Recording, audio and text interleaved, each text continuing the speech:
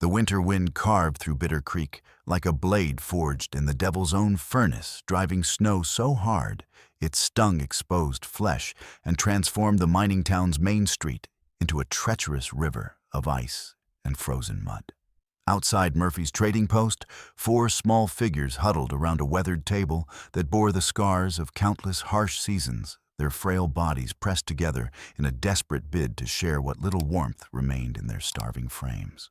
Edith Henley, 12 years old, and far too familiar with the crushing weight of responsibility, kept her arms wrapped protectively around her 3 younger sisters, while her mind performed calculations no child should ever have to make. 3 pieces of bread, 4 mouths, she thought, watching her breath mist in the frigid air. If I skip eating again, maybe the others can have enough to last until tomorrow. The gnawing emptiness in her stomach had become her constant companion. But the hollow look in little Hazel's eyes frightened her more than her own hunger ever could. Beside her, 10-year-old Louisa shivered so violently, her teeth chattered in a rhythm that reminded her of Mama's sewing machine working late into the night. Mama used to hum while she sewed. Louisa remembered tears freezing on her cheeks before they could fall. She'd sing about angels watching over children. But where are the angels now? Her auburn hair, once her mother's greatest pride, now hung in matted tangles around a face that had grown gaunt and hollow over 3 weeks of near starvation. 8-year-old Ruthie clutched 5-year-old Hazel against her chest, both girls trembling from cold that seemed to reach into their very souls. But it wasn't just the weather that made Ruthie shake. It was the terrible secret burning in her chest, like a coal she couldn't spit out. I know the truth about the sickness, she thought desperately. But if I tell Deputy Pike, might hurt us even worse than we're already hurting. Little Hazel's lips had taken on a frightening blue tinge that spoke of hypothermia's early stages. In her childish way, she understood they were in danger, but she couldn't comprehend why the world had suddenly turned so cruel. Are we going to see Mama and Papa soon? She whispered, her small voice barely audible above the wind. The man watching them from across the table was Chief Sani Red Elk, and every line carved deep into his weathered face told stories of 5 decades spent surviving in country that killed the weak without mercy.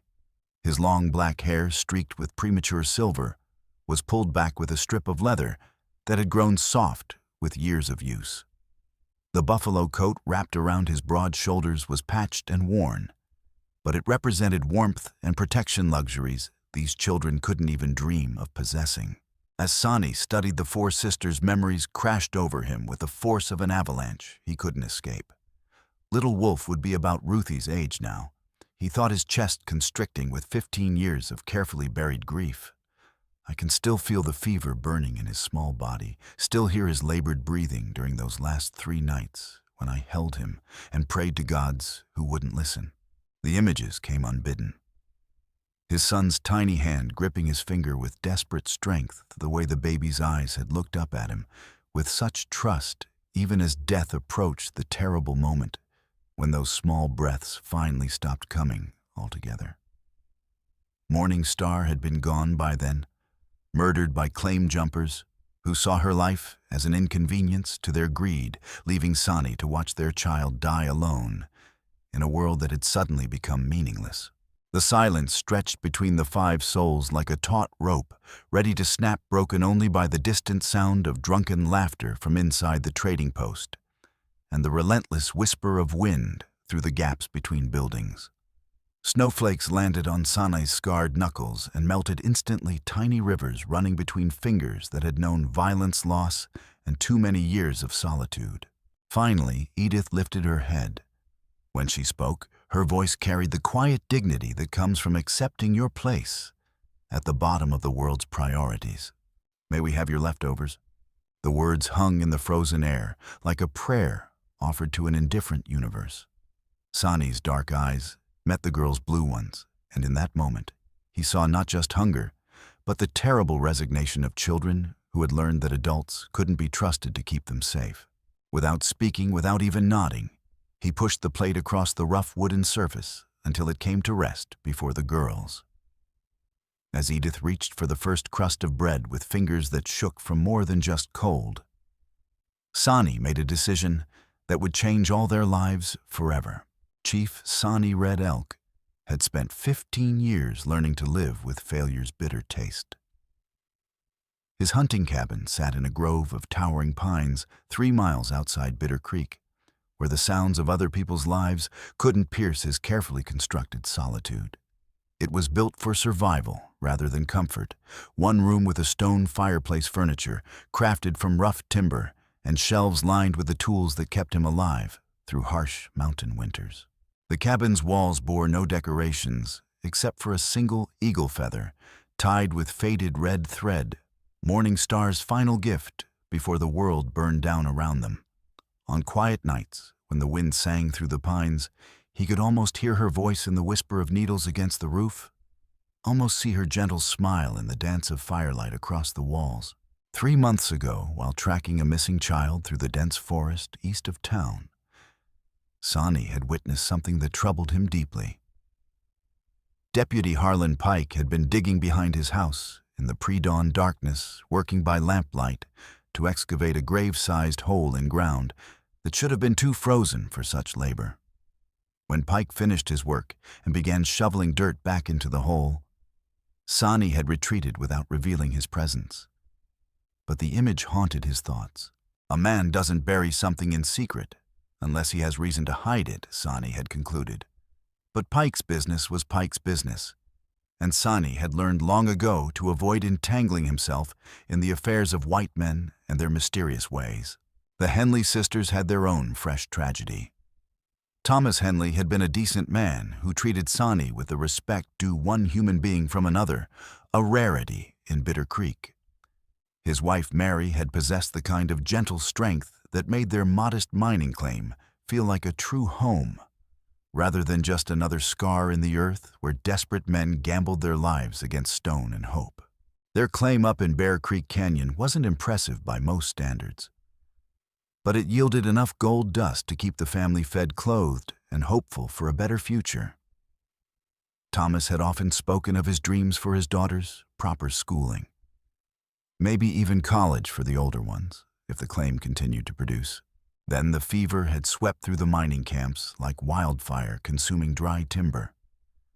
The sickness struck without warning, temperatures that made grown men delirious, violent chills that could crack teeth, and a cough that brought up blood the color of rust. Within a week, both Thomas and Mary were dead, leaving their 4 daughters orphaned at the onset of the worst winter in memory. The town's reaction had been swift and merciless. Fear of contagion transformed neighbors into enemies overnight, with families barricading themselves behind locked doors while anyone showing the slightest sign of illness faced immediate quarantine. When the Henley girls came seeking help, they encountered suspicion, horror, and doors slammed in faces that bore no trace of disease, only hunger, grief, and the bewilderment of children who couldn't understand why kindness had vanished from their world. Deputy Pike had been particularly vocal about the danger the girls represented, claiming they were potential disease carriers who threatened every decent family in Bitter Creek. What Pike hadn't mentioned was that he'd already filed papers claiming the Henley mine as abandoned property, or that the leather pouch of gold dust hidden in Thomas's tent now rested securely in his own strongbox. As Sonnie finished his coffee and prepared to leave the trading post, he could see the girls through the grimy window, dividing their meager meal with the careful precision of creatures who understood that waste meant death. The snow was falling harder now, and the temperature was dropping toward levels that could kill within hours. 15 years ago, I failed to save my own family, he thought, watching Edith ensure each sister received an equal portion. Maybe it's time to discover if I learned anything from that failure. The door to Murphy's trading post exploded outward with the force of a man who'd spent the last hour working up liquid courage for violence. Deputy Harlan Pike stumbled into the swirling snow, his face flushed red from whiskey and the kind of anger that feeds on its own heat. Behind him followed Jake Morrison and Bill Crane, 2 men whose own failures had left them hungry for easier targets on which to vent their frustrations. "Told you diseased little beggars to move along," Pike's voice boomed across the small space, slurred but unmistakably threatening. His hand dropped instinctively to the coiled leather lash at his belt, a cattle whip he'd found equally effective for intimidating people who couldn't fight back. The four sisters looked up from their precious meal with expressions mixing fear and exhaustion. Edith instinctively shifted to shield her younger siblings, while her mind raced through options that all ended in disaster. "We ain't bothering nobody," she said, trying to project confidence she didn't feel. "Just eating food that was freely given." "You begging and spreading plague, you mean?" Pike corrected with a cold smile. "Making decent folks sick with worry about their own children catching whatever killed your parents." "Please, mister," Hazel whispered, her small voice nearly lost in the wind. "We're awful cold, and we don't got nowhere to go." Pike's laugh was harsh as breaking glass. "Should have thought of that before your diseased parents decided to spread their sickness around like Johnny Appleseed, planting death instead of trees. Maybe a night in the ice house will teach you the value of staying away from civilized people." The ice house, a wooden structure where the town stored blocks of creek ice for summer use, offered no more shelter than a coffin. In these temperatures, 4 malnourished children wouldn't survive until dawn. Sonnie had been preparing to leave, but Pike's words stopped him cold. He'd seen that fevered gleam before, the look of a man who'd moved beyond reason into the kind of violence that left permanent scars on everyone it touched. "Run," he said quietly to the girls stepping between them and Pike's raised lash. "Find somewhere safe. Now." The leather whip cracked through the frigid air with lethal precision, aimed at Edith's face with enough force to blind her permanently. But instead of finding its target, the lash wrapped around Sonnie's left forearm as he deliberately intercepted the blow. Pain exploded up his arm as the metal tip tore through coat, shirt, and skin, but he made no sound. Instead, he grabbed the leather with his right hand and yanked hard, sending Pike stumbling forward into the snow. In the confusion, the 4 girls vanished into the maze of buildings and alleyways that formed Bitter Creek's business district, their thin forms swallowed by wind and falling snow like spirits fading into the storm. Pike scrambled to his feet, ice clinging to his coat and fury blazing in his gray eyes. "You interfering savage, you just assaulted an officer of the law. I saw a man about to whip a child." Sonnie replied calmly, letting the bloody lash fall to the ground. "Where I come from, that's wrong, regardless of what law says otherwise." "Where you come from?" Pike's hand moved to the pistol at his hip. "Since when do Indians get to interpret civilized law? These girls are plague carriers threatening this entire community." Morrison and Crane moved to flank Sonnie, their hands also drifting toward their weapons. The tracker studied the 3 men with the patient attention he'd used to evaluate a pack of wolves, dangerous in their own way, but predictable if you understood their nature. "Those children are starving." Sonnie said, his voice steady despite the throbbing pain in his wounded arm. "The only thing they're spreading is hunger, and last I checked, that wasn't contagious." "Now that's not your decision to make," Pike snarled. "This town has rules about health and quarantine, and those rules exist to protect decent families from contamination. Nanyar, and if they die tonight, 4 children frozen to death in your ice house because you were too afraid to show basic human mercy." Pike's smile was cold as the wind cutting through the buildings. "Better 4 sick orphans than 40 healthy children. Sometimes a man in authority has to make hard choices to protect the greater good." Sonnie nodded slowly, as if genuinely considering Pike's position. "I understand your concern, Deputy. You're protecting your community." "Damn right I am." "Then understand this." Sonnie's dark eyes met Pike's gray ones with an intensity that made the deputy take an involuntary step backward. "Those girls are under my protection now. Anyone wanting to harm them goes through me first." The words hung in the frozen air, like a challenge carved from granite. Pike's face cycled through shades of red and purple as he processed the implications. "Are you threatening an officer of the law, Indian?" "I'm making a promise, Deputy. Nothing more, nothing less." For long seconds, the four men stood in the falling snow, while wind whistled through gaps between buildings like voices of the restless dead. Finally, Pike smiled, a thin expression, devoid of any warmth or humanity. "We'll see about that, Red Elk. We'll just see about that indeed." As Pike and his companions retreated into the trading post, Sonnie examined his wounded arm. The lash had torn through fabric and flesh, leaving a gash that would need immediate attention. More concerning was the promise he'd just made. 4 orphaned girls were now his responsibility, whether they understood it or not.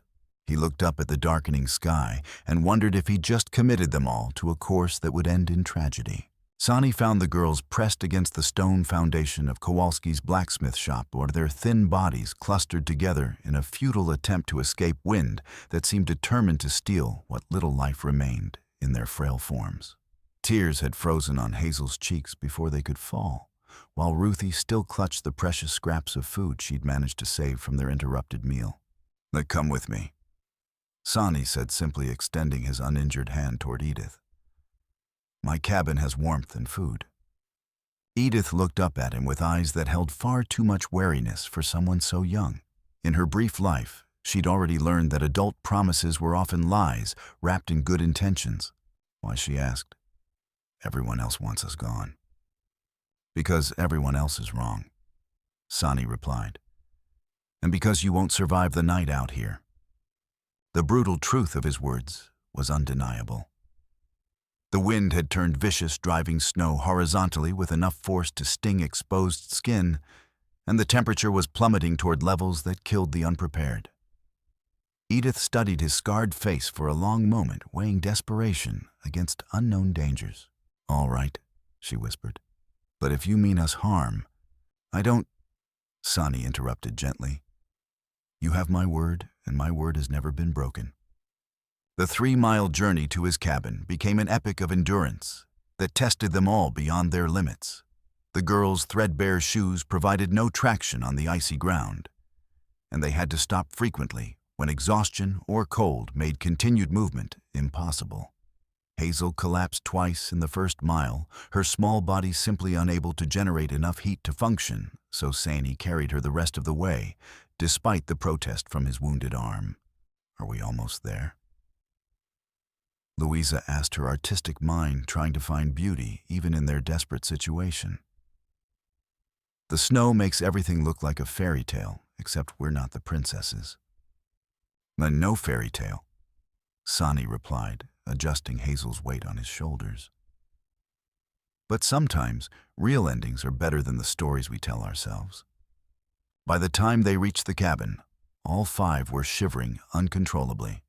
Sonnie's hands shook so badly he could barely work the key, while the girls huddled together near the door, like frightened animals waiting for sanctuary. Inside, Sonnie immediately set about rebuilding the fire, from glowing embers to roaring flames. As warmth began to fill the small space, he assessed his charge's condition with growing alarm. Ruthie had frostbite on 3 fingers, where circulation had nearly stopped. Edith bore fresh bruises where Pike's companions had grabbed her during their escape. All 4 showed the telltale signs of severe malnutrition, hollow cheeks, sunken eyes, and the dangerous fragility of people whose bodies were consuming themselves to survive. "Sit close to the fire, but not too close," Sonnie instructed, preparing a meal of dried venison, softened in warm broth. "Your skin needs to warm slowly, or the pain will be worse than the cold." He heated water in a battered kettle and added wild onions and herbs he'd stored for winter, creating a simple but nourishing soup that filled the cabin with rich, life-giving aromas. The girls ate with desperate efficiency, barely pausing to chew before swallowing. "Easy, little one," he said gently when Hazel tried to eat too quickly. "There's plenty more where that came from. Your stomach needs time to remember how to handle food." While they ate, Sonnie tended their injuries using knowledge passed down through generations. For Ruthie's frostbite, he prepared warm compresses using willow bark and pine resin, explaining how each component would restore circulation and prevent infection. Edith's bruises received treatment with yarrow and sage herbs that would reduce swelling and promote healing. Your arm's bleeding through the bandage. Louisa observed with an artist's eye for detail, pointing to where Pike's lash had torn through Sonnie's sleeve. Dark stains were spreading across the fabric like abstract paintings rendered in blood.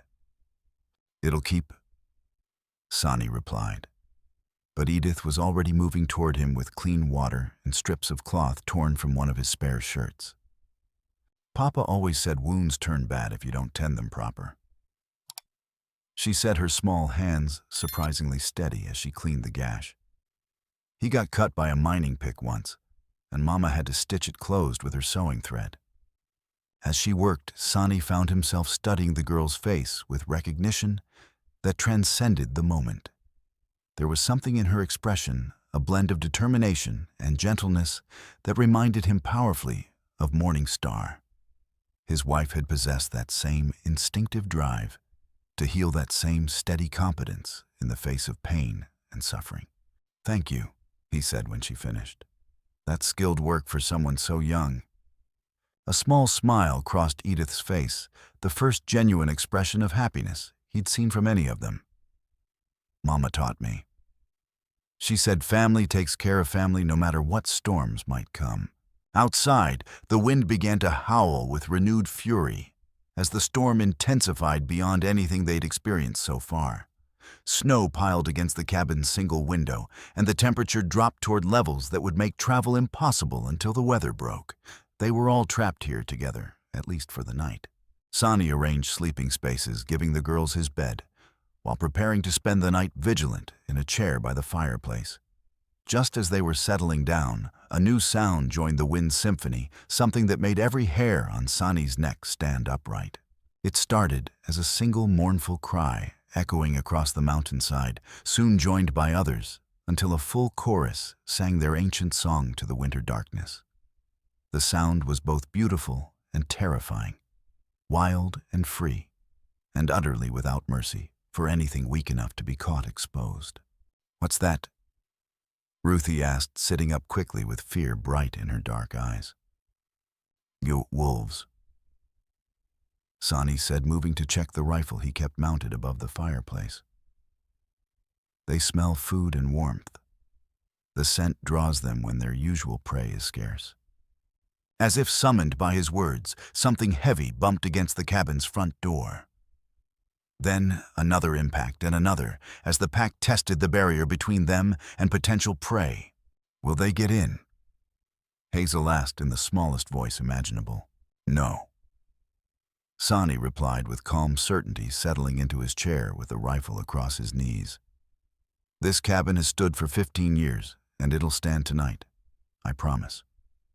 Through the longest night of his recent memory, Sonnie kept watch while 4 orphaned children finally found safe sleep in his bed.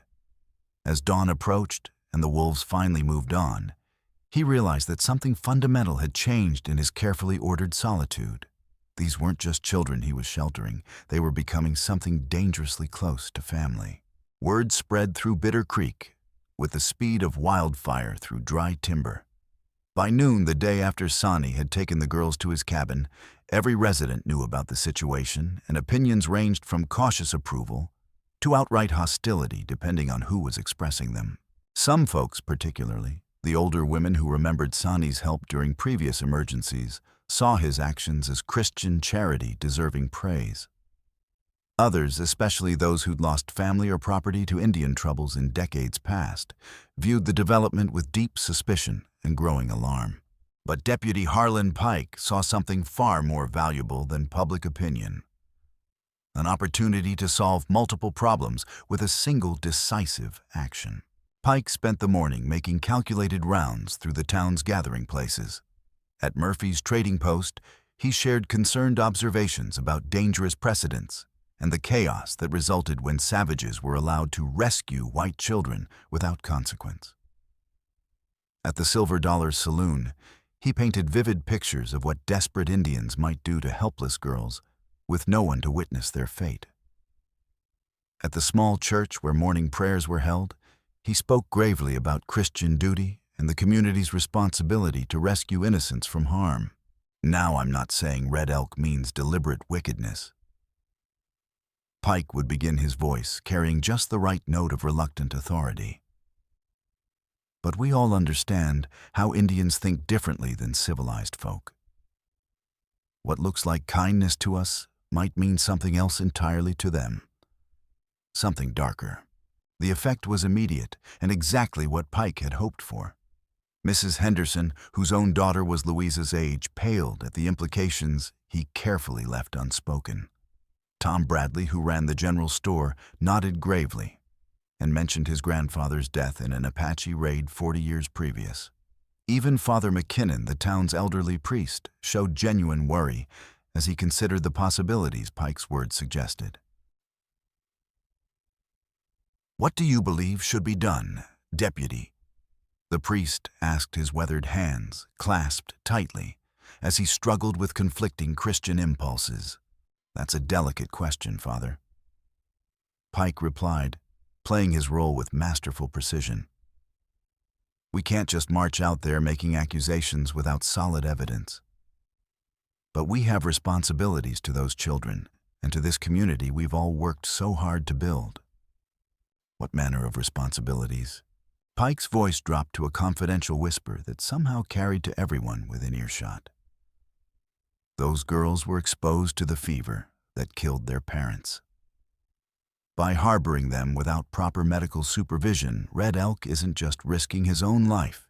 He's creating a breeding ground for disease that could spread like hellfire when this storm passes and he brings them back to town. It was brilliant manipulation of existing fears.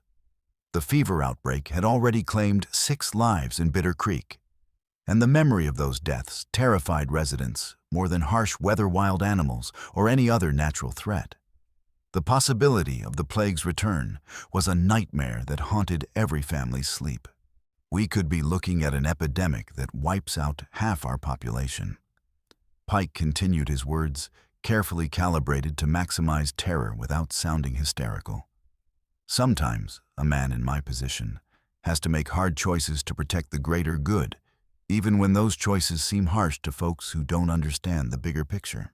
By early afternoon, Pike had assembled a group of 12 men, willing to ride out to Sonnie's cabin as soon as weather conditions allowed. They came from all walks of life, united by fear, and the comfortable certainty that they were acting to protect their families and community from terrible danger. Jake Morrison was among the first to volunteer, still nursing wounded pride from the previous night's humiliation. Always suspected that Savage would show his true nature eventually. He muttered over whiskey at the Silver Dollar. Taking white children off in a blizzard like some kind of animal. Probably planning to trade them to other tribes, or worse things I won't speak aloud. Bill Crane proved more reluctant, but pressure from neighbors and his own desperate circumstances eventually wore down his resistance. His farm had barely survived the early frost that killed most of his crops, and he couldn't afford to seem sympathetic to someone the community viewed as a threat to their children's safety. The most troubling addition to Pike's posse was Samuel Foster, whose own 8-year-old daughter had been lost in the woods for 3 days until Sonnie tracked her down and carried her safely home. Foster knew firsthand that the Indian was capable of heroism and sacrifice. But the fever panic had overwhelmed rational memory and gratitude. "I appreciate what Red Elk did for my Martha," Foster said, while cleaning his rifle with unusual care. "But these girls might still be carrying disease, and sometimes you have to choose between personal gratitude and community safety. It's a hard choice, but it's the right one." Pike listened to these conversations with growing satisfaction. Fear was proving to be the most powerful tool in his arsenal, and he was wielding it like a master craftsman, shaping raw metal into deadly weapons. Each man who joined his cause brought legitimacy to what might otherwise appear to be vigilante violence. By the time they rode out, it would look like the entire community supporting a reasonable effort to protect public health and safety. What Pike didn't share with his recruits was his real motivation or the full scope of the crimes he'd committed to reach this point. The leather pouch he'd found in Thomas Henley's tent contained nearly 3 ounces of gold dust, enough to buy a fresh start somewhere far from Bitter Creek and its limitations. But there was more at stake than simple theft. 3 days after the Henley parents died, Pike had discovered something else among their belongings that could destroy everything he'd worked to build. The envelope bore the careful script of Mrs. Clara Thorne, a widow who lived on the town's outskirts. Pike had opened it with growing alarm as he read her formal offer of adoption for all 4 girls. If that letter reached its intended recipients, Pike's claim on the mining property would be worthless. Worse, Mrs. Thorne would undoubtedly investigate the circumstances surrounding the parents' death. And she might discover that the fever hadn't actually started at the mining camp where everyone believed. Pike knew the truth about the outbreak because he'd lived through it in terrified secrecy. His wife Sarah had contracted the illness first, probably from contaminated supplies brought up from the larger mining town of Silver Falls. Pike had cared for her alone, terrified that quarantine would destroy his position and authority in Bitter Creek. When she died after 4 agonizing days, he'd buried her quietly in that pre-dawn grave Sonnie had witnessed and then burned everything in their house that might carry infection. But he hadn't been quick enough or careful enough. 2 miners who'd visited during Sarah's illness had contracted the disease and carried it back to their families and mining camps. Within days, the outbreak had spread through 3 different claims, killing 6 people including Thomas and Mary Henley. Pike had not only allowed the community to believe the fever originated with the miners, he'd actively encouraged that belief, carefully steering suspicion away from his own household, while positioning himself as a hero fighting to protect the town from contamination. The irony of his situation wasn't lost on him, but guilt was a luxury he couldn't afford. There was something else Pike had never told anyone, something that made his current course of action feel not just necessary, but justified. 3 weeks ago, a miner named Jacob Henrys had approached him with disturbing questions about the fever's true origin. Henrys had been one of Sarah's visitors during her illness, and he'd begun to suspect the truth about where the plague really started. Pike had met Henrys at the old mine shaft outside town ostensibly to discuss his concerns in private. Instead, Pike had solved the problem permanently with a shove that sent the miner tumbling into the abandoned pit. The death had been ruled an accident, tragic, but not uncommon in a mining community where dangerous holes dotted the landscape like hungry mouths waiting to swallow the unwary. Now, Sani Red Elk and 4 orphaned girls threatened to unravel everything Pike had built through deception and murder. If the Indian brought the girls back healthy and obviously free of infection, people would question the quarantine and the fear tactics Pike had used to maintain control. If Mrs. Thorne somehow learned about her letter, she'd investigate and potentially expose not just theft, but Pike's role in spreading the fever that killed her intended adoptive children's parents. The solution was elegant in its simplicity and finality. Pike would lead a rescue mission to save 4 innocent white children from a dangerous savage who had clearly taken them for unspeakable purposes. When Sonnie inevitably resisted arrest, he'd be killed in the struggle, a tragic but necessary outcome when dealing with hostile Indians. The girls would be returned as heroes, but they'd still require quarantine for public safety. During that isolation, accidents could happen with depressing frequency. Winter was notoriously hard on orphaned children, especially ones weakened by exposure and the trauma of witnessing violence. By spring, there would be no witnesses left to contradict Pike's version of events, and the Henley claim would be his free and clear. Jacob Henrys was already silenced permanently, and soon the only other people who might threaten Pike's carefully constructed new life would join him in unmarked graves. As the storm began to clear on the 2nd day, Pike made his final preparations.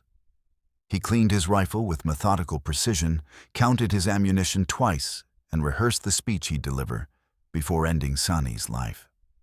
Outside, 12 armed men were making similar preparations, each convinced he was riding out to protect everything he held dear from a threat they couldn't fully understand, but knew they must eliminate.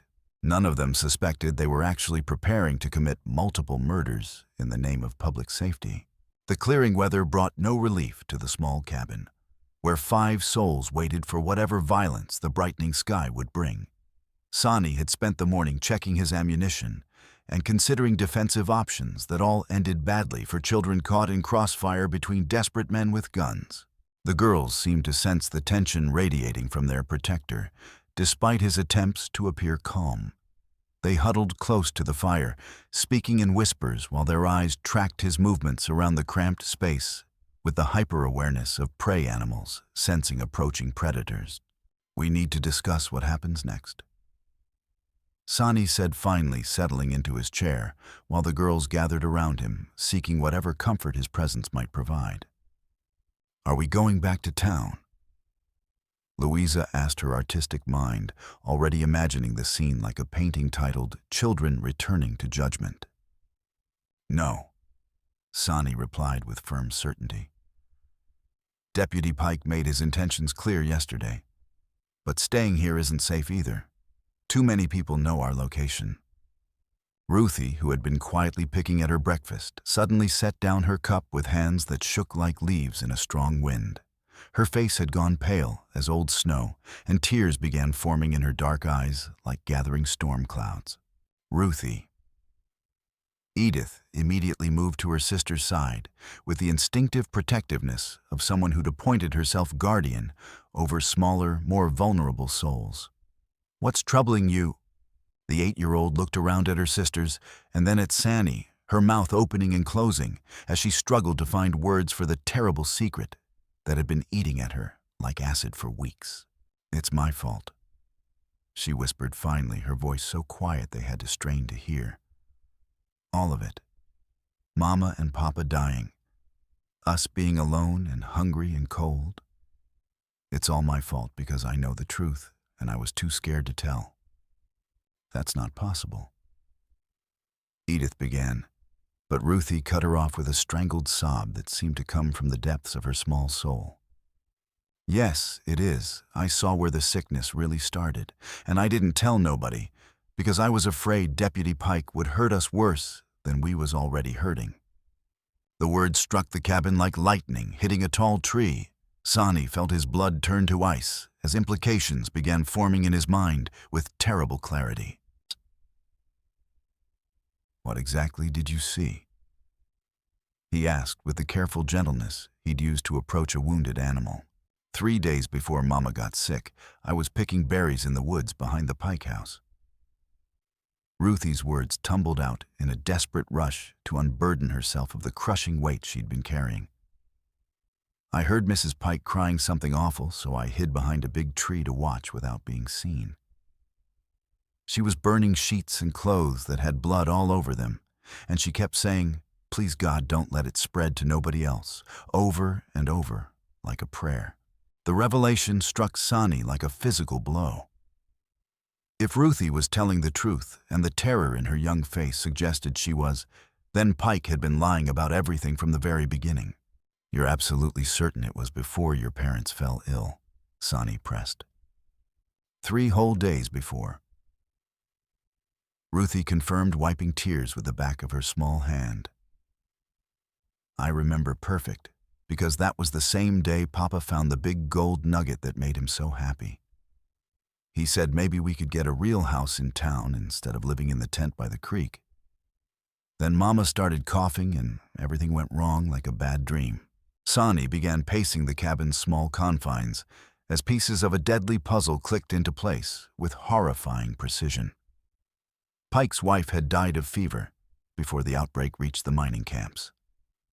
The deputy had covered up his own role in spreading the disease, then used the girl's orphan status to steal their family's property while maintaining his murderous deception. "There's something else," Sonnie said, suddenly moving toward the wooden chest that held his few personal possessions. "Something I found at your parents' camp after Pike had been there. Edith helped me locate a letter I've been keeping safe." "What letter?" she asked, moving to assist him with the eager helpfulness of someone desperate to contribute to solving their terrible situation. "I'm not entirely sure of its contents. Pike dropped it when he left your family's camp, and something about his behavior made me suspicious enough to retrieve it. But I can't read English well enough to understand what it might say." Edith's hands shook as she sorted through the chest's contents, bits of carved bone, unusual stones, pressed flowers, and various papers tied with string. Near the bottom, she found a crumpled envelope with her father's name, written in careful feminine script. "This is from Mrs. Thorne." She breathed, recognizing the handwriting immediately. "She said she might write to Papa about something important, but we never got any letter from her." As she unfolded the document and read its contents, her expression moved through confusion, dawning hope, and finally blazing anger that transformed her young features into something fierce and determined. "She wanted to adopt us." Edith said, her voice thick with emotion she could barely control. "All four of us together. She wrote that Papa had helped her when her husband died, and she wanted to return the kindness by giving us a real home and family. This letter is dated 3 days before Mama and Papa got sick, and Pike found it first." Sonnie concluded with grim certainty. "He's been hiding it because if Mrs. Thorne adopts us, he can't claim Papa's mine as abandoned property." Edith finished understanding, flooding her features like sunrise breaking over mountains. "He's been stealing from us this whole time, letting us starve and freeze while he takes everything Papa worked so hard to find." The full scope of Pike's crimes was staggering in its calculated cruelty. He'd caused the fever outbreak through negligence and secrecy, covered up his role at the cost of 6 lives stolen from orphaned children, murdered a potential witness, and was now planning to eliminate everyone who might expose his deception. "We have to tell people the truth." Louisa said, her young voice fierce with the kind of righteous indignation that makes artists create their most powerful work. "Who's gonna believe 4 orphan girls against a deputy sheriff?" Ruthie asked through tears that seemed to flow from a bottomless well of fear and guilt. Sonnie moved to the window and peered through glass that had begun to clear as the storm passed. In the distance, he could see dark shapes moving against the white landscape riders approaching through the snow, still too far away to count accurately, but close enough to represent immediate mortal danger. "It may not matter what we can prove right now," he said quietly, his voice carrying the calm authority of someone accustomed to life-and-death decisions. "Pike's coming, and he's not planning to make arrests or hold trials." As if summoned by his words, the sound of horses and shouting men drifted across the winter landscape like the voices of hunting wolves closing in on exhausted prey. Pike's posse was perhaps a mile away, but they were moving fast, and sunlight glinted off rifle barrels like promises of violence and death. "We have to run." Sonnie decided, grabbing his weapon and what supplies he could carry in 30 seconds of frantic preparation. "The forest behind the cabin leads to rough country where horses can't follow easily. If we can reach Bear Creek, I know hiding places they'll never find." "What about the letter?" Edith asked, clutching the precious document against her chest like a shield made of paper and hope. "Us bring it," Sonnie replied, loading his rifle with swift, practiced motions. "If we survive this, that letter is going to save your lives and put Pike exactly where he belongs." As the sound of pursuit grew steadily louder and more threatening, Sani Red Elk prepared to flee for his life alongside 4 children who had just learned the truth about the man who destroyed their family and stolen their future. The hunt was beginning in earnest, and this time they were prey being stalked by predators far more dangerous than any wolf pack. The forest behind Sonnie's cabin offered treacherous sanctuary-dense stands of pine, whose intertwined branches created natural tunnels, but whose floor was carpeted with snow, deep enough to swallow a grown man's legs past the knee. What appeared to be shelter quickly became a nightmare maze for 4 malnourished children trying to flee armed men who knew the country almost as well as their quarry. Sonnie had led them through the cabin's rear window in less than 2 minutes, carrying what emergency supplies he could grab, while the sound of approaching riders grew steadily louder and more threatening.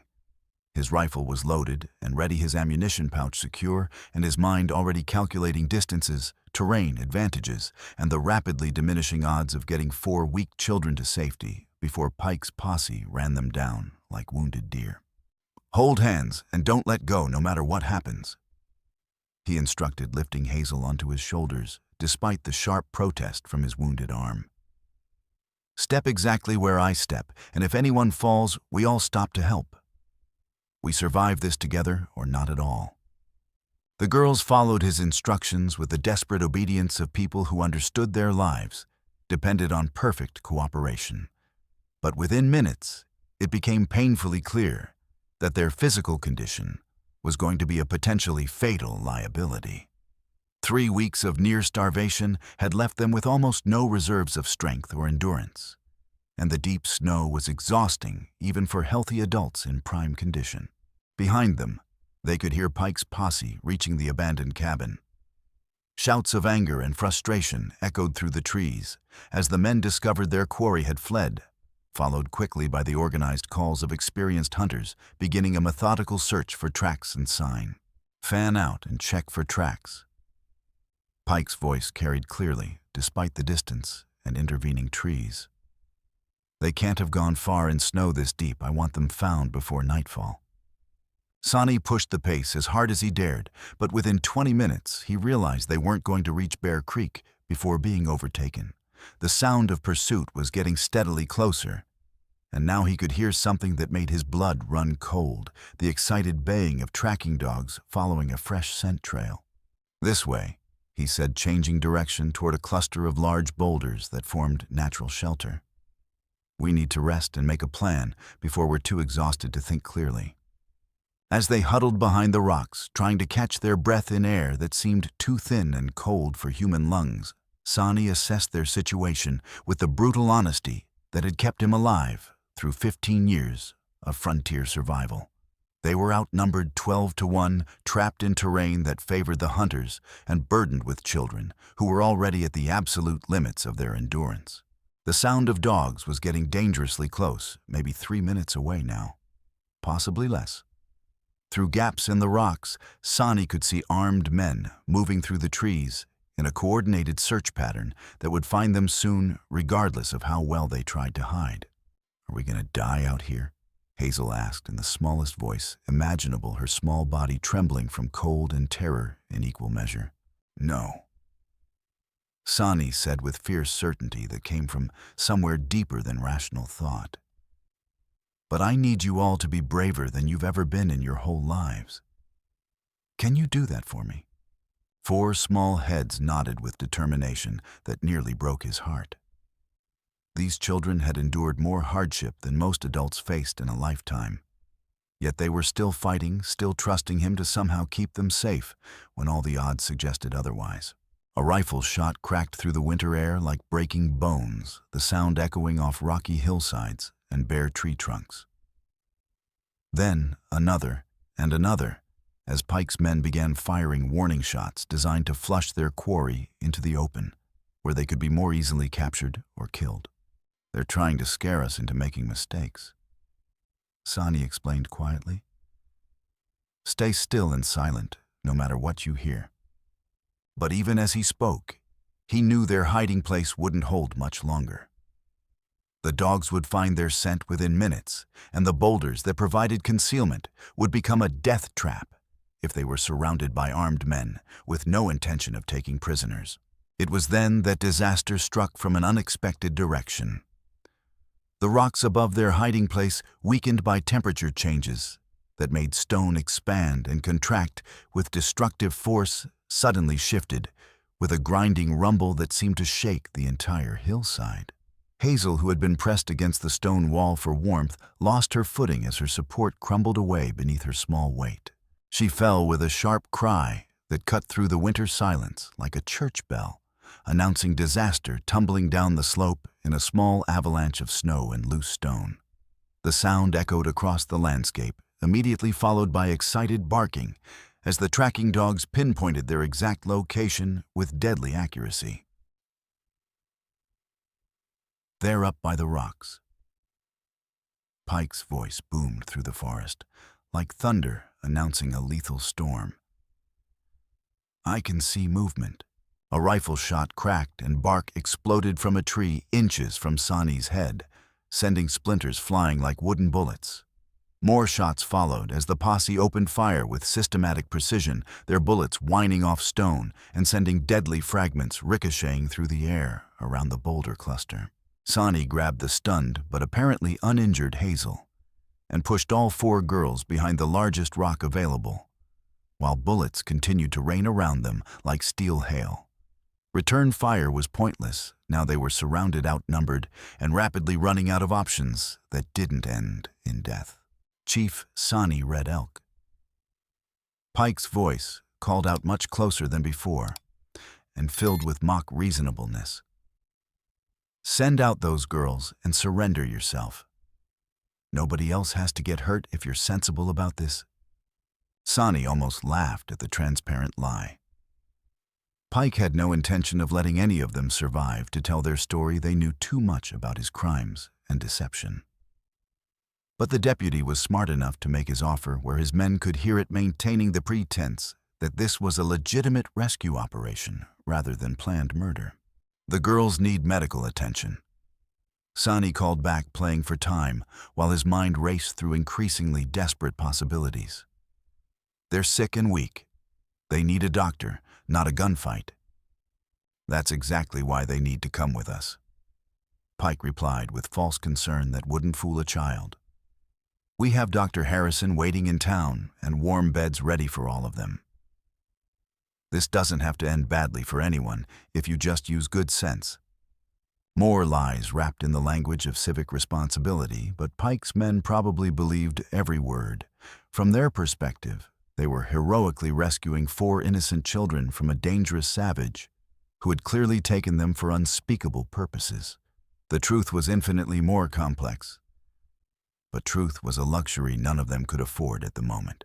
The distinctive sound of a rifle being cocked came from just a few yards away, close enough to hear the metallic click of mechanisms engaging. Samuel Foster stepped into view around the edge of their rocky shelter, his weapon aimed directly at Sandy's chest, but his weathered face showing genuine regret and internal conflict. "I'm sorry, Chief," Foster said quietly, his voice heavy with the weight of difficult decisions. "I know you helped my Martha when she was lost in the woods, and I'll always be grateful for that kindness. But these girls need proper medical care, and this situation has gone too far to end any other way." Foster was one of the more reasonable and decent men in Pike's group, and Sonnie realized this might represent his only chance to get the truth heard before bullets started flying in deadly earnest. "Samuel," Sonnie said, slowly raising his hands while keeping his voice calm and steady as mountain stone. "Do you remember when your daughter went missing last spring, how I tracked her for 3 days and nights without food or sleep until I found her safe in that old bear cave?" "I remember every detail," Foster replied, though his rifle wavered slightly as conflicting emotions played across his face. "Then trust me now when I tell you that Deputy Pike isn't what he appears to be. These girls aren't diseased, they've been starving because Pike wanted them isolated and helpless so he could steal their family's mining claim without interference. And the fever that killed their parents didn't start at the mining camp like everyone believes. It started at Pike's house with his own wife." Foster's face showed confusion and dawning doubt.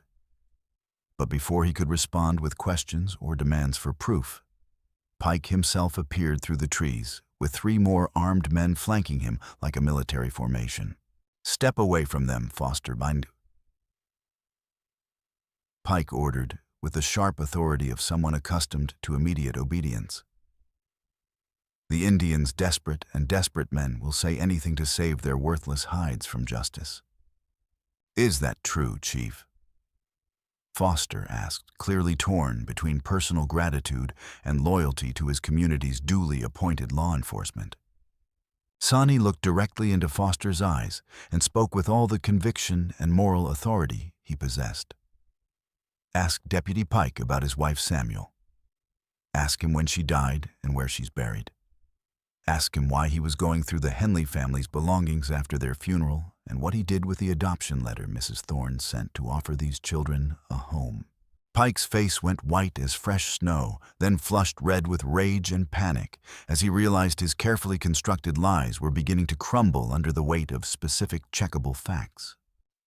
"Shut your lying mouth, you murdering savage!" Pike snarled his calm mask, slipping to reveal the desperate criminal beneath. "What adoption letter?" Foster demanded, his rifle now pointed halfway between the two men as suspicion began to replace blind trust. "Tell them about Mrs. Thorne's offer to take in all 4 girls." Sonnie continued, relentlessly sensing weakness in Pike's position. "Tell them how you've been stealing gold from 4 orphaned children while pretending to protect this town from a disease outbreak you caused through your own negligence and cowardice." "I said enough." Pike screamed, his careful facade cracking completely under pressure. "I've heard all the lies I'm going to tolerate from this murdering animal." But before Pike could raise his rifle to fire, little Ruthie stood up from behind the boulder where she'd been hiding with her sisters. Her young voice cut through the tension like a blade forged from pure truth as she called out words that would change everything for everyone present. "He's telling the truth about everything." She screamed at the top of her lungs, her voice carrying not just to her sisters, but to every member of the posse watching from positions around the rocky shelter. "I saw Mrs. Pike burning bloody sheets behind their house 3 days before anyone at the mining camp got sick. Deputy Pike's been lying to everyone about where the fever really started." The effect on the assembled men was immediate and dramatic. Several lowered their weapons as doubt spread through their ranks like wildfire through dry grass. Pike realized he was rapidly losing control of the situation and made a desperate gamble to regain the initiative. "She's delirious from fever," he shouted, but his words lacked the conviction they'd carried earlier. "Can't you see she's infected? They're all diseased, and they're trying to spread contamination to every one of us." But his denials were losing power with each desperate word, and Foster had heard enough to make his own decision. The farmer swung his rifle toward Pike, his face grim with the kind of understanding that comes from seeing through comfortable lies to uncomfortable truth. "Lower your weapon, deputy," Foster said quietly, but with unmistakable authority. "I think we all need to hear what these children have to say before anyone else gets hurt." Pike looked around at his men and saw doubt in every face. The careful structure of fear and prejudice he'd built over months was crumbling, and his crimes were about to be exposed to the very people he'd manipulated into becoming his accomplices. With the desperate fury of a cornered animal facing certain death, he made one final violent attempt to silence the truth permanently. His rifle swung toward Ruthie, who stood exposed beside the boulder like a small target painted against the stone. Time seemed to slow as his finger tightened on the trigger, and Sani realized with crystal clarity that he had perhaps 1 second to act before an 8-year-old girl was murdered in cold blood to protect a corrupt man's secrets. He threw himself forward, launching across the space between himself and Pike just as the rifle fired with a sound like thunder splitting the sky. The bullet meant for Ruthie caught him in the shoulder, spinning him around and sending him crashing into the snow just feet from where the terrified children huddled together. Pain exploded through his body like liquid fire. But even as darkness began to close around the edges of his vision, Sonnie could hear Foster shouting orders and more gunshots echoing across the hillside. The sound seemed to come from very far away, as if he were listening from the bottom of a deep well. The last thing he saw before losing consciousness was Edith's tear-streaked face as she clutched Mrs. Thorne's letter to her chest, her young features set with the kind of fierce determination that reminded him powerfully of his long-dead wife facing down claim jumpers with nothing but courage and love. He had kept his promise to protect them. The children were still alive. The truth was finally emerging into daylight, and maybe that would prove to be enough to save them all. The ice beneath their feet sang a song of imminent destruction, each crack spreading through the frozen surface of Bear Creek, like lightning captured in crystal. Every step was a gamble with death by drowning in water so cold it would stop a human heart within minutes of submersion. Sonnie lay bleeding in the snow 20 yards behind them, semi-conscious, but still breathing, while the four girls found themselves trapped on unstable ground, with armed men closing in and nowhere left to run. Deputy Harlan Pike emerged from the tree line, with his rifle raised like a weapon of divine judgment, his face a mask of desperate fury, as he watched his carefully constructed world of lies and manipulation collapse around him in real time. Behind him, the remaining members of his posse hesitated at the creek's edge, their confidence badly shaken by Ruthie's devastating revelation and the violence that had followed her courage. "Get away from that lying savage." Pike shouted, his voice cracking with the strain of maintaining control over a situation that was rapidly spiraling beyond his ability to manage. "He's poisoned your minds with fantasies and fever dreams, but it's not too late to save yourselves. Come to me now, and we'll get you the medical help you desperately need." Edith stepped protectively in front of her three younger sisters' Mrs. Thorne's adoption letter, clutched in her trembling hand like a weapon forged from truth itself. Despite her youth, despite the terror that made her heart hammer against her ribs like a caged bird, she faced Pike with courage, born from having absolutely nothing left to lose. "We know what you did to us," she called back, her young voice carrying clearly across the frozen creek despite its trembling. "We know about your wife dying first. We know about the letter you stole from our family, and we know you've been lying to everyone about everything from the very beginning." "You don't know anything," Pike snarled, taking his first careful step onto the groaning ice. The surface held his weight, but protested with ominous creaking sounds that spoke of structural failure waiting to happen. "You're sick children, making up wild stories because that animal filled your heads with poison and turned you against decent Christian folk. Then explain this." Edith held up the letter, waving it in the morning sunlight that sparkled off the treacherous ice beneath their feet, like diamonds scattered across a grave. "Explain why Mrs. Thorne's adoption offer was hidden away instead of being delivered to our parents, like it should have been." Samuel Foster, who had been standing frozen in shock since Pike shot Sonnie, suddenly found his voice and his moral compass simultaneously. "Harlan, put down that rifle this instant.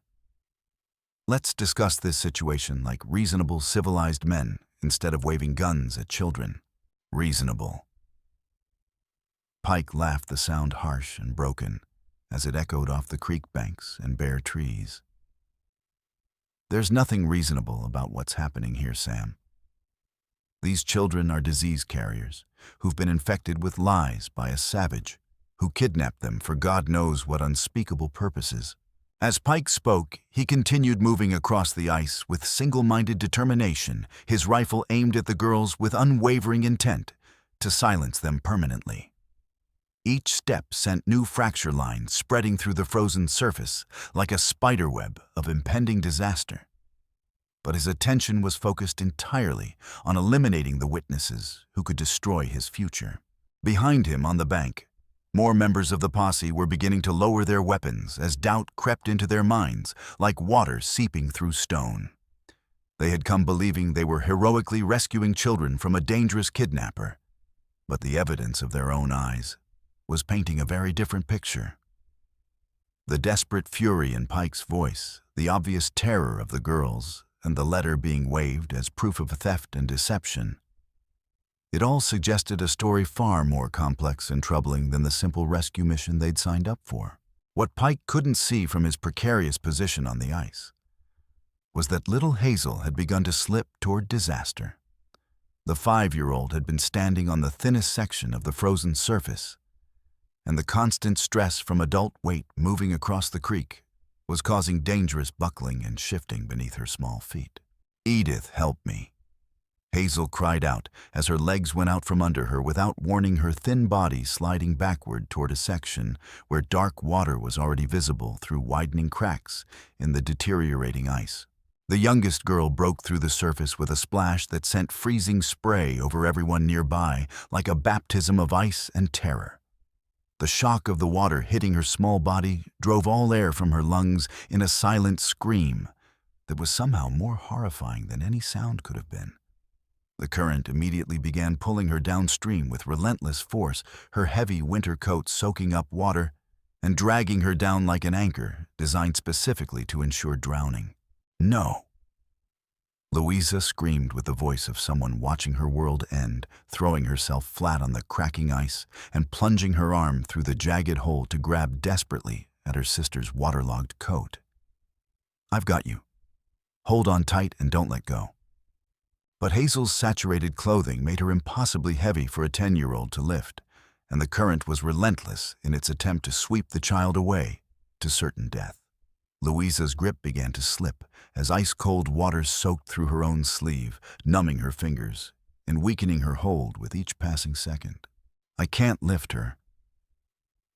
Louisa sobbed, shock and hypothermia already beginning to affect her coordination. "She's too heavy and the water's so cold it hurts." Edith and Ruthie immediately moved to help their sister, but their combined weight put even more dangerous stress on the already failing ice. New cracks appeared with each heartbeat, spreading outward like fractures in a broken mirror that threatened to dump all 4 girls into the killing embrace of Bear Creek. Pike saw his opportunity in the chaos and confusion. With the girls distracted by their drowning sister, he raised his rifle and took careful aim at Edith's back, calculating angles and distances with the cold precision of someone who'd already committed murder and had no intention of leaving witnesses. One shot would eliminate the eldest girl and the damning letter she carried. The others would be too shocked and traumatized by watching their sister die to maintain their accusations, and he could spin the story however necessary to protect himself. His finger began to tighten on the trigger, with the slow, deliberate pressure of someone who'd done this before. But Ruthie looked up from where she was helping pull at Hazel's coat and saw death approaching with methodical precision. "He's going to shoot Edith." She screamed at the top of her lungs, her voice carrying not just to her sisters, but to every member of the posse still watching from the relative safety of the creek bank. Samuel Foster heard those words like a physical blow that knocked the breath from his lungs. He had joined this expedition, believing he was helping to rescue innocent children from a dangerous situation.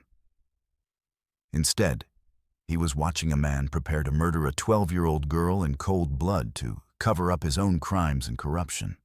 "Harlan, no." Foster shouted, raising his own rifle toward the deputy with hands that shook from more than just cold. "Put down your weapon right now." Pike spun toward Foster's survival instinct and desperation, overriding all pretense of law, order, and civilized behavior. "Stay out of this, Sam. These children are going to destroy everything we've worked to build in this community." "Now what we've built?" Foster's voice rose with righteous anger that had been building pressure like steam in a boiler. "We built a town based on law and justice, not murdering children to hide our own failures and crimes." The confrontation between the two men gave Edith precious seconds to act despite the desperate situation. With Hazel still trapped in the freezing water, still lying flat on the deteriorating ice, while holding on to Louisa, who was holding on to their drowning sister, she managed to pull Mrs. Thorne's letter from her coat and wave it desperately above her head, like a flag of truth in a war of deception. "Everyone listen to me." She shouted, her voice cracking with desperation, cold, and the terrible urgency of someone who knew death was approaching from multiple directions. "This letter proves Deputy Pike stole our family's mining claim. Mrs. Thorne wanted to adopt all of us and give us a real home. But he hid the letter so he could take our father's gold for himself." "Lies and more lies," Pike screamed, swinging his rifle back toward the girls with the frantic energy of a man watching his carefully constructed world crumble. All lies from diseased children and the savage who corrupted their minds against decent Christian folks, but his denials were losing their power with each desperate word that left his mouth. More members of the posse were lowering their weapons, disgust, and doubt, replacing their earlier certainty about the righteousness of their mission. the sight of 4 children struggling desperately to save each other's lives, while an armed man prepared to shoot them, had stripped away any comfortable fiction about rescue missions and public safety. The fever started at your house, didn't it? Foster demanded, his rifle now pointed directly at Pike's chest with rock-steady determination. Your wife died first, and you covered it up to save your own reputation and position. Pike's carefully maintained facade finally crumbled completely under the weight of exposure and mounting pressure. She was already dead when I made the decision, he snarled, abandoning all pretense and revealing the cold calculation beneath his public persona. What was I supposed to do? Destroy my career and authority over one woman's carelessness with contaminated supplies? Someone had to maintain order and stability in this godforsaken town. The admission hit the assembled men like a physical blow that left several staggering backward in horror. Others began raising their own weapons toward the deputy they had followed into what they now understood was an attempted massacre of innocents. And what about Jacob Henry's? Foster pressed pieces of a larger puzzle beginning to fall into place in his mind. Did he discover your secret too? Pike's face went white as fresh snow, then flushed red with panic and rage. That was an accident. He was asking too many questions, getting too close to the truth. But his death was an accident. You pushed him into that mine shaft, didn't you? Foster's voice was steady, but filled with the kind of cold fury that comes from understanding the full scope of betrayal. Murder to cover up your role in spreading the fever that killed 6 innocent people. If I'm finished anyway, then so are they. Pike screamed, his last shred of sanity snapping like an overstressed rope as he realized his position was completely hopeless. He swung his rifle toward little Hazel, who was still trapped in the icy water with only her sister's weakening grips preventing her from being swept away to certain death. It was then that Chief Sani Red Elk, bloodied and barely conscious, somehow found the strength for one final act of heroism that would define the rest of his life. The bullet had passed through his shoulder rather than his chest, and while the wound was severe and had cost him considerable blood, it hadn't been immediately fatal. He had been drifting in and out of consciousness, listening to the confrontation unfold on the ice, while fighting to remain aware enough to act if opportunity presented itself. With Pike's attention focused entirely on the children, Sonnie summoned every remaining ounce of his strength and launched himself forward in a tackle that sent both men crashing onto the already stressed ice with bone-jarring impact. The collision created a massive web of new cracks that spread outward like lightning frozen in place, and Pike's rifle went skittering across the frozen surface to come to rest near where Ruthie was still helping her sisters. The 8-year-old looked at the weapon for a moment with the strange clarity that sometimes comes in moments of extreme crisis, then deliberately kicked it through a crack in the ice, where it disappeared beneath the dark water, with a splash that seemed to echo finality across the winter landscape. "Now you're under arrest, Harlan Pike," Foster announced, his voice carrying newfound authority as he moved carefully onto the groaning ice. "For theft, conspiracy murder, and attempted murder of children." But Pike wasn't finished with his desperate struggle to avoid justice and consequences. The fall onto the ice had stunned him temporarily, but it had also triggered something deeper, a complete psychological break from reality that left him functioning on pure animal survival instinct, with no regard for law, morality, or human life. As Sonnie struggled to maintain consciousness beside him, Pike pulled a long skinning knife from his belt and raised it above the wounded Indian's throat with hands that shook from more than just cold. "This is all your fault, you interfering savage." Pike hissed, spittle flying from his lips as madness gleamed in his eyes like reflected firelight. "Those girls would have died quietly in the cold. Their claim would have been mine, and everyone would have been better off without your meddling in affairs that weren't your business." The knife began its downward arc toward Sandy's exposed throat.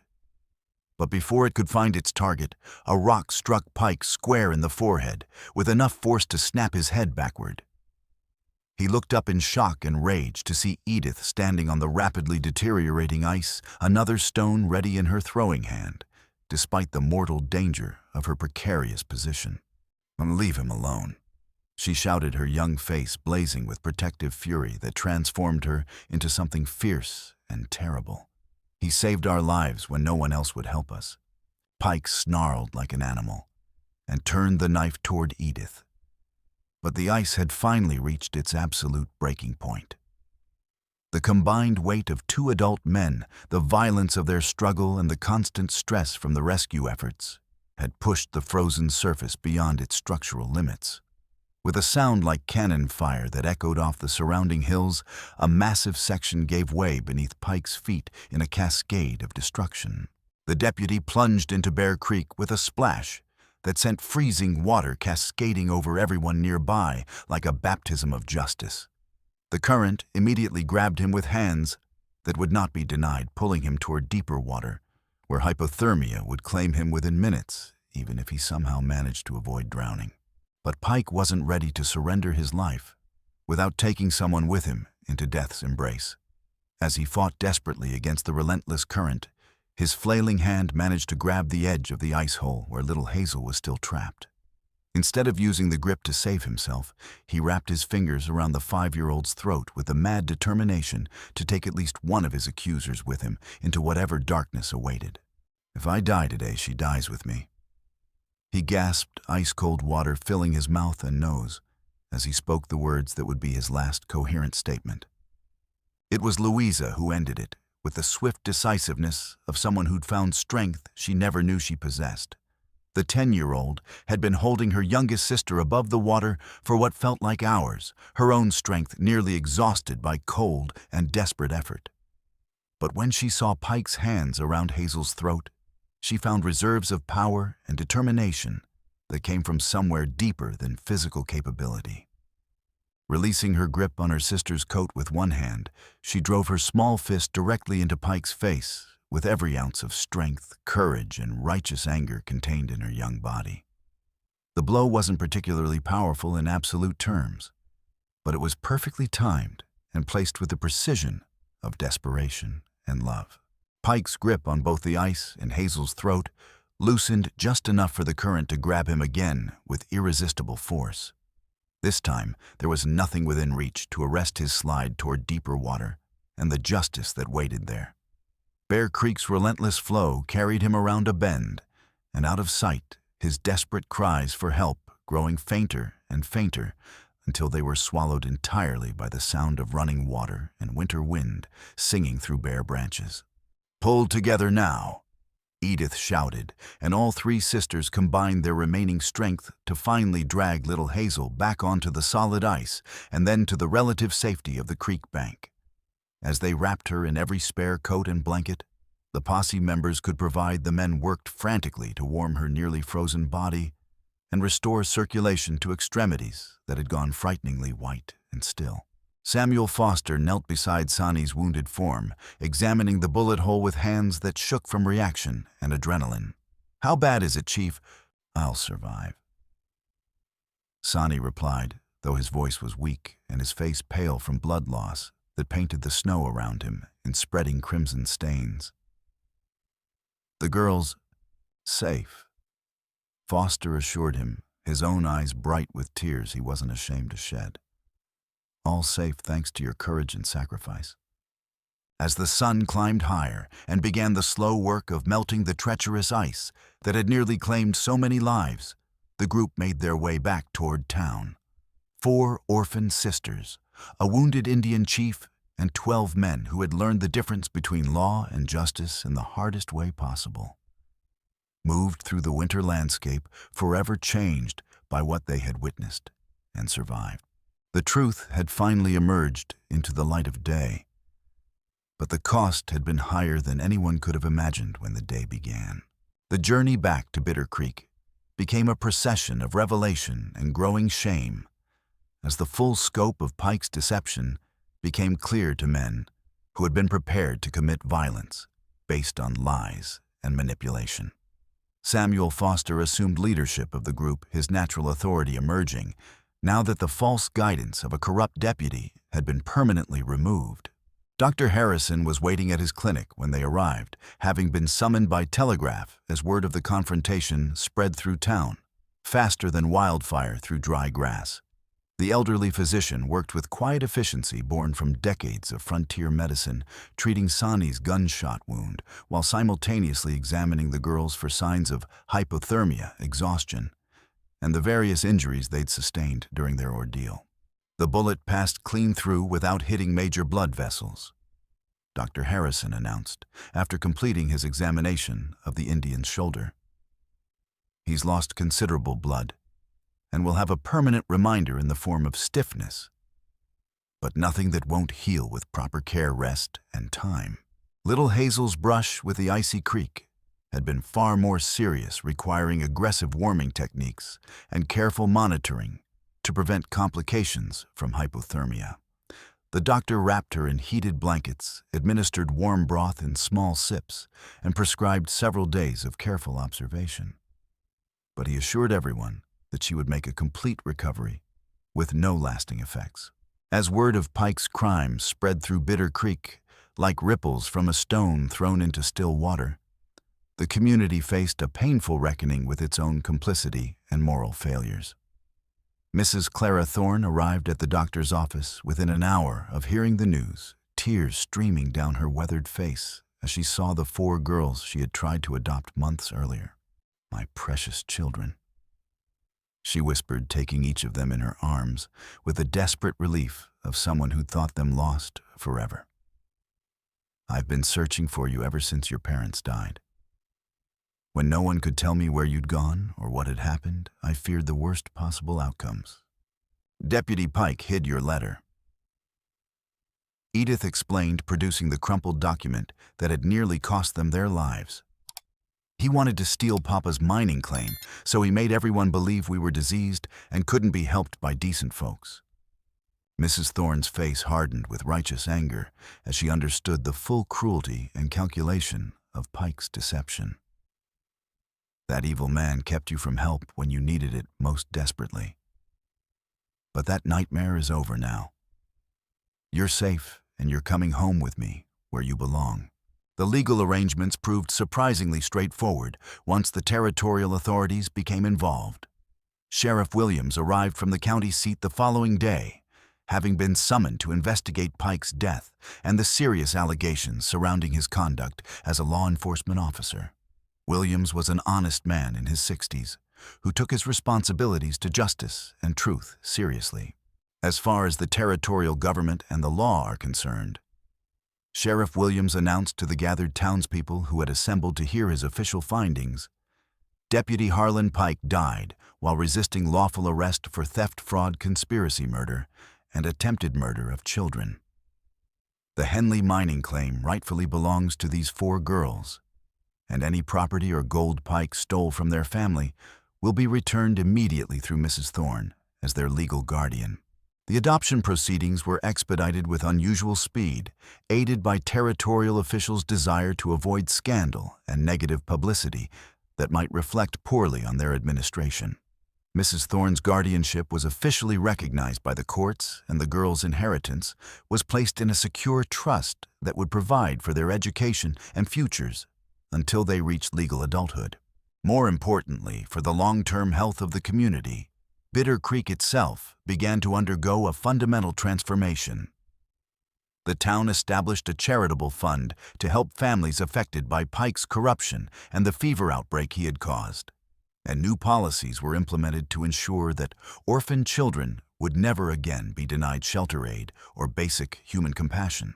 Samuel Foster, overwhelmed with guilt over his role in the near tragedy, dedicated himself to helping Sonnie establish a legitimate tracking and wilderness guide service. The business prospered as word spread throughout the territory of the Indians' exceptional skills, unwavering integrity, and the heroic courage he displayed in protecting innocent children from corrupt authority. As winter slowly gave way to spring, and the mountain valleys began to show the first tentative signs of new life, the physical and emotional wounds began their gradual process of healing. The 4 sisters adapted to life in Mrs. Thorne's comfortable house with remarkable resilience, attending school regularly, and making friends with other children their age who had been taught by their parents' example to judge people by their character rather than their circumstances. They remained close to Sonnie throughout his recovery and beyond, often spending weekends at his cabin, learning about wilderness survival, plant identification, animal tracking, and the countless other skills he possessed. More importantly, they learned about courage, integrity, and the kind of moral strength that allows a person to do what's right even when it's dangerous or costly. Perhaps the most significant change came in Bitter Creek's attitude toward difference, hardship, and the responsibilities of community membership. The residents, humbled by how easily they had been manipulated by fear and prejudice, made a conscious collective effort to judge people by their actions rather than their race, origin, or economic circumstances. When other families faced crisis or tragedy, the community responded with assistance and support rather than suspicion and isolation. The fever that had started the entire tragic chain of events never returned to Bitter Creek, and eventually people stopped discussing the outbreak that had claimed 6 innocent lives through one man's cowardice and corruption.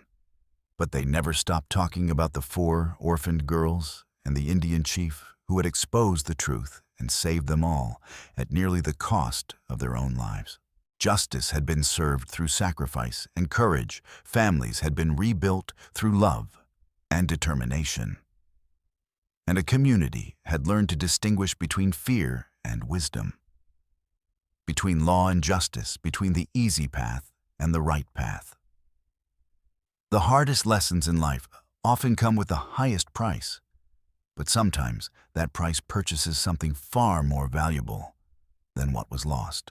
2 years later, on a warm spring morning that transformed the Rocky Mountains into a masterpiece, painted in shades of emerald and gold, and the same wooden table that had once witnessed desperate children begging for scraps now groaned under the weight of a celebration feast that represented triumph over tragedy. Mrs. Clara Thorne's backyard had been transformed for the occasion with colorful ribbons strung between flowering apple trees and mason jars filled with wildflowers that caught the morning sunlight like captured pieces of rainbow. Edith, now 14 and grown tall with proper nutrition and the security that comes from being truly loved, moved gracefully between the guests with natural leadership abilities that had emerged and flourished in the safety of her new home. She had inherited her mother's nurturing spirit, but possessed a strength forged in hardship that made her seem older and wiser than her years. The blue dress Mrs. Thorne had sewn specially for today's celebration fit her perfectly, and her hair was braided with small white flowers that danced in the gentle breeze like living jewels. The transformation in all 4 girls was nothing short of miraculous. Louisa, at 12, had discovered an artistic talent that amazed everyone fortunate enough to see her work. Several of her landscape paintings decorated the walls of their new home, and the territorial newspaper had published a series of her sketches documenting the dramatic changes in Bitter Creek since Pike's corruption had been exposed. She sat at the table with a small canvas, quickly capturing the celebration scene with watercolors that seemed to bring the moment to vivid, eternal life. More importantly, Louisa had begun using her artistic abilities to tell the story of their survival and rescue, creating a visual narrative that would be preserved for future generations. Her paintings of the winter ordeal, the confrontation on the ice, and the community's transformation had already been requested for display in the territorial capital as an example of justice prevailing over corruption. Ruthie, now 10, had fully grown into her role as the family's moral compass and fearless advocate for truth. Her courage in speaking out against Pike had become legendary throughout the territory, inspiring other children to stand up against injustice and adult misconduct. She was currently engaged in an animated discussion with Father McKinnon about establishing a fund to help other orphan children throughout the region. Her young voice carrying the kind of moral authority that made adults stop whatever they were doing and listen carefully. Little Hazel, no longer quite so little at 7, had recovered completely from her terrifying ordeal in Bear Creek's icy waters. She had become the family's perpetual source of joy and laughter, always ready with a song, a story, or a silly joke to brighten anyone's mood and remind them that happiness could survive even the darkest circumstances. At the moment, she was patiently teaching Samuel Foster's young grandson how to weave grass into tiny dolls, her instructions punctuated by giggles that carried across the yard like music, celebrating the simple fact of being alive. Mrs. Thorne herself moved among her adopted daughters with the profound satisfaction of a woman who had found her true calling and purpose in life. The large house that had once echoed with loneliness and regret now rang with the sounds of homework discussions, bedtime stories, music practice, and the countless small dramas that make up the fabric of genuine family life. She had never been happier or more fulfilled. Chief Sani Red Elk occupied the place of honor at the head of the table, his position both acknowledged and richly deserved by everyone present. His shoulder had healed well, despite Dr. Harrison's predictions, though it still gave him occasional trouble during cold weather and served as a permanent reminder of the day he'd chosen to risk everything for 4 children who weren't his by blood, but had become his by choice. His tracking and wilderness guide service had made him a respected and integral member of the community. And his small house in town had evolved into an unofficial gathering place for anyone seeking advice about frontier survival or simply life in general. The occasion they were celebrating represented far more than legal resolution. It marked the completion of something that had taken 2 full years to achieve. The final court proceedings regarding the Henley mining claim had been resolved just days earlier, with all profits officially confirmed as belonging to the 4 sisters and held securely in trust for their education and futures. The claim had proven far more valuable than anyone had initially expected, yielding enough gold to ensure that all 4 girls could attend any college in the country if they chose to do so. But beyond the legal and financial victories, they were celebrating something far more precious, the complete healing of hearts and spirits that had been damaged by loss, betrayal, and the cruelty that humans sometimes inflict on the most vulnerable members of their communities. "I'd like to say something to everyone gathered here today," Edith announced, standing and raising her glass of fresh lemonade with the natural poise of someone who had learned to speak truth regardless of consequences. The conversations around the table quieted as guests turned their attention to her, with the respectful silence accorded to someone whose words carried weight earned through suffering and survival. 2 years ago, we were 4 girls sitting at a table much like this one, begging for scraps of food because we had nowhere else to turn and no one else to help us. We were alone, afraid, cold, hungry, and convinced that the world had forgotten we existed or simply didn't care about our fate. Her voice grew stronger and more confident as she continued, carrying the authority of someone who had looked death in the face and refused to surrender. But one man saw past our ragged clothes and empty stomachs to the people we could become, with love, protection, and opportunity.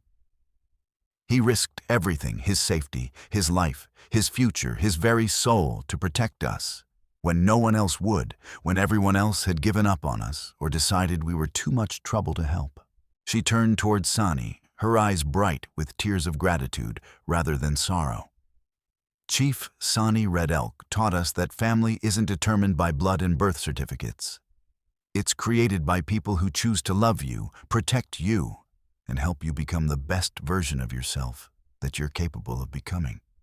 He gave us back our lives when we thought they were over, and he gave us hope when we had forgotten what hope felt like. And Mrs. Thorne, Louisa added, also standing with her glass raised toward the woman who had become their mother in every way that mattered, showed us that mothers come in many different forms and at different times in our lives. She opened her heart and her home to 4 broken girls and helped us remember how to be children again, how to dream again, how to believe in tomorrow again. Samuel Foster, who had evolved into something like a beloved uncle to the girls over the past 2 years, cleared his throat with visible emotion. "If I may add something to these beautiful words," he said, his voice thick with feelings he didn't try to hide. "I believe we're all aware that this celebration represents much more than legal documents and mining rights. It's about the triumph of truth over lies, courage over fear, love over hatred, and justice over corruption. He paused to look around the table at faces that had become family to him through shared ordeal and mutual forgiveness. We all failed you girls in the beginning, myself included. We allowed ourselves to be manipulated and deceived by a corrupt man who preyed on our fears, prejudices, and weaknesses. But you never stopped fighting for the truth, and Chief Red Elk never stopped fighting for you even when it seemed hopeless. Dr. Harrison, now in his 70s, but still possessing the sharp mind that had made him one of the territory's most respected physicians, nodded approvingly. In my 40-plus years of practicing medicine in this harsh country, I've witnessed plenty of tragedies and my fair share of what some folks might call miracles.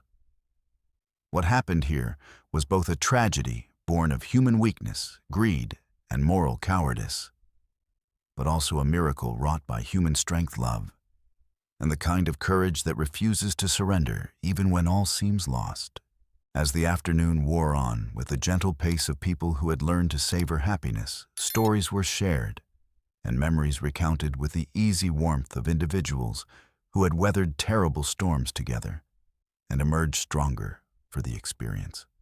Father McKinnon described the new church fund that had been established in memory of Thomas and Mary Henley, designed to help other orphan children throughout the territory. Sheriff Williams, who had made the long journey from the county seat specifically for this celebration, announced that new protocols had been implemented across the entire region to prevent another situation like Pike's systematic corruption and abuse of authority. But it was Mrs. Thorne who provided the biggest surprise of the day, and perhaps the most meaningful gift that could be offered. As the sun began its slow descent behind the mountains and the celebration was winding toward its natural conclusion, she asked for everyone's attention one final time. I have an announcement that I've been keeping secret for several weeks now. She said, her eyes twinkling with barely contained excitement and mischief. Chief Red Elk, would you please stand? Sonnie looked puzzled, but complied without hesitation, his weathered face showing curiosity mixed with mild concern about what the formidable woman might have planned for him. Sani Red Elk, Mrs. Thorne said with formal ceremony that invested the moment with the gravity it deserved. You have been the guardian angel of this family from the very beginning of our story. You protected these girls when they were most vulnerable and desperate, risked your life to save them from injustice and corruption, and became the father figure they desperately needed when their own was taken away by tragedy and disease. She paused to reach into her apron pocket and withdraw a folded document sealed with red wax and tied with an official ribbon. Therefore, it gives me tremendous pleasure and honor to present you with this, the deed to the old Morrison property. 20 acres of fertile land with a year-round stream, mature fruit trees, and excellent soil for crops, purchased with gold from the girls' mining proceeds and presented to you as their gift and expression of gratitude. The gathered crowd erupted in cheers and enthusiastic applause as Sonnie stared at the deed in complete shock and disbelief. 20 acres represented more land than he had ever dreamed of owning. In his wildest fantasies, enough space to build a proper house, establish crops and livestock, and create a permanent place in the community that could never be taken away by prejudice, fear, or the whims of corrupt officials. But the gold from your mining claim, Sonnie protested when he finally found his voice. That money is meant for your education, your futures, everything you'll need to build lives beyond what this small town can offer.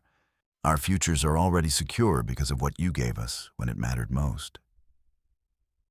Ruthie interrupted with characteristic directness and moral clarity. Hope when we had none. Family when we were alone. Protection when we were defenseless. Love when we thought no one cared. That's worth more than any amount of gold could ever buy, and it's a debt we can never fully repay. As Sonnie examined the deed with hands that trembled slightly from the overwhelming emotions coursing through him, little Hazel climbed into his lap, with the unconscious affection of a beloved daughter who had never doubted her place in his heart. "Now you can't ever leave us," she announced with 7-year-old certainty and logic. "You'll always be right here where we can find you whenever we need you."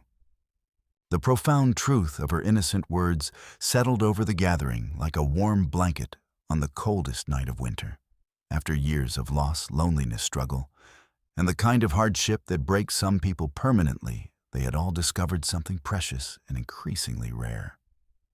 A chosen family bound not by blood law or social convention, but by love, sacrifice, and shared experiences that had tested their character in the crucible of genuine crisis, and found it strong enough to endure.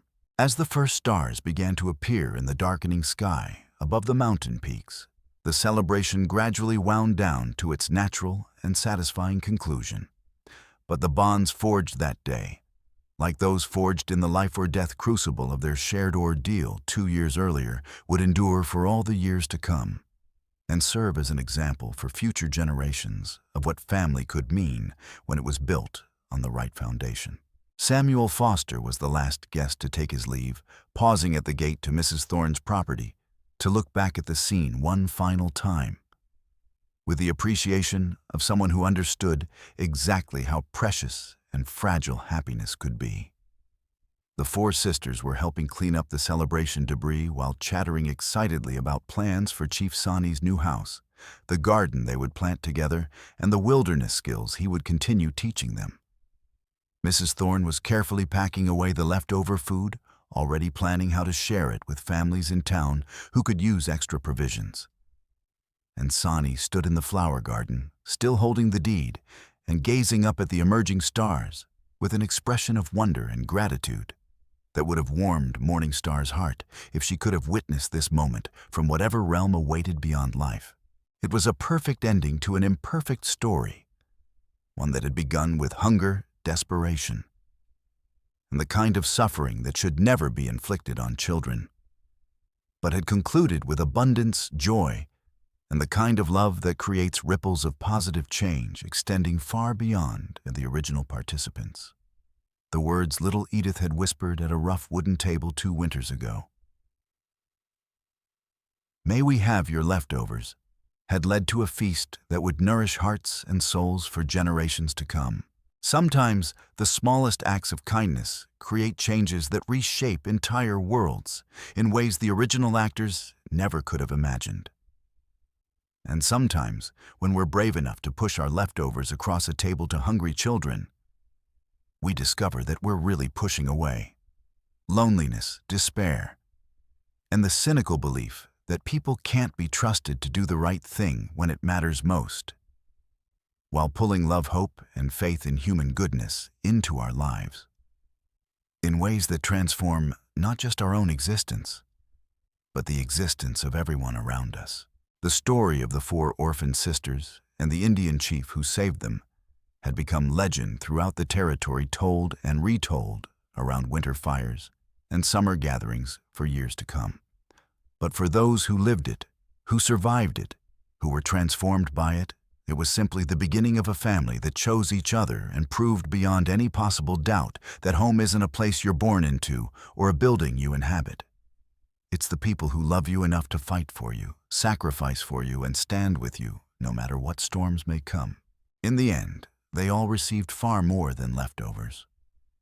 They received a lifetime of belonging, and that made all the difference in the world.